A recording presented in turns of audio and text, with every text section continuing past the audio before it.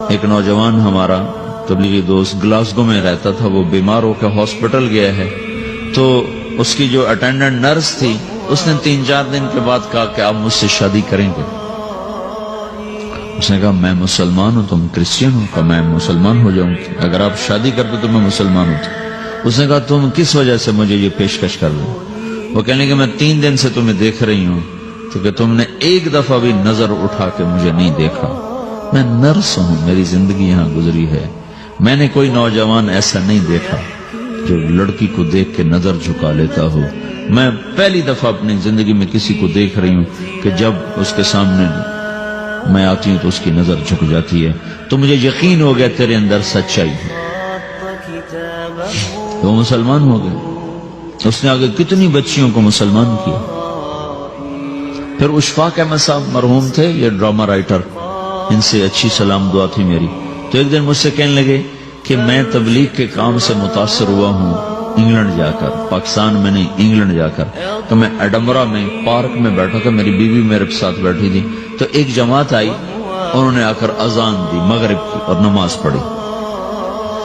نماز کے بعد 13-14 لڑکیاں بھاگ کے آگے آئیں ان سے بات کرنے کے لیے، تو میں نے بیوی سے کہا آؤ سنو یہ کیا کہنے کہتے ہیں، تو کہا ہم دونوں بھی پہنچے، تو جس نے جماعت کرائی تھی اس کو ایک لڑکی آگے بڑھ کے کہتی آپ کو انگلش آتی؟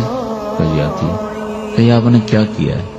کہا جی ہم نے اپنی عبادت کی۔ تو لڑکی کہنے لگی آج تو اتوار نہیں ہے، تو اس نوجوان نے کہا کہ جی ہم دن میں 5 دفعہ کرتے ہیں، صرف اتوار کو نہیں، روزانہ 5 دفعہ۔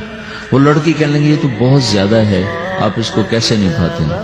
تو اس نے اس کو جواب دیا، 2-3 سوال اس نے اور کیے، جواب دیا۔ تو کہنے لگی اچھا بہت مہربانی، اس نے سے ہاتھ بڑھایا آگے ملانے کے لیے تو وہ نوجوان کہنے لگا میں آپ سے معافی چاہتا ہوں، میں آپ کو ہاتھ نہیں ملا سکتا۔ تو اس لڑکی نے کہا کیوں؟ کہ یہ ہاتھ میری بیوی کی امانت ہے اور کسی کو نہیں لگ سکتا۔ تو لڑکی کھڑی تھی، وہ زمین پہ گر گئی، صرف اس بہت وہ زمین پہ گر گئی، کھڑے کھڑے وہ زمین پہ گر گئی اور وہ بچوں کی طرح رونے لگی پھوٹ پھوٹ کے، اور کہنے لگی وہ لڑکی کتنی خوش قسمت ہے جس کے تم خامد ہو، کاش یورپ کے مرد بھی ایسے ہی ہوتے۔ جس رب نے نفسیات بنائی ہے وہ اگر کوئی عورت کپڑے اتار دے تو اس کی نفسیات بدل جاتی، چاہے وہ مغرب میں پیدا ہو چاہے وہ مشرق میں پیدا ہو۔ عورت کی نفسیاتی حیا ہے اور وفا ہے، کسی وفادار کی تلاش ہے، تو وہ اس کو پتہ بھی نہیں ہے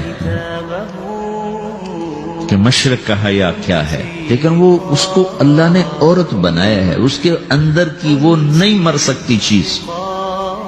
کاش یورپ کے مرد بھی ایسے ہوتے۔ اور آنسو پوچھتی ہوئی وہاں سے اٹھ کے چل دی۔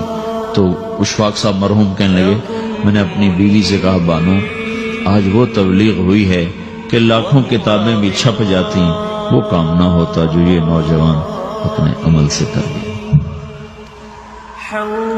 تو میرے عزیزو کٹی پتنگ نہ بنو، اپنی کٹی پتنگ کی منزل کوئی نہیں رہتی۔